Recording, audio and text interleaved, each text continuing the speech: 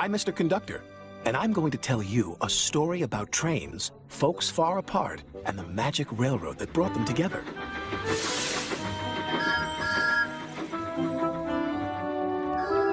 Every story, like a railroad, has its heroes.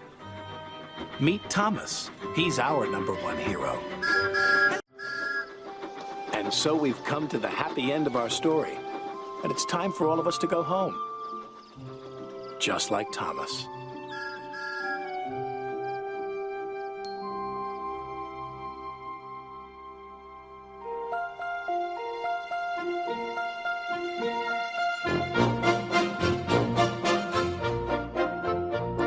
He's a really useful engine, you know. All the other engines, they'll tell you so. He huffs and puffs and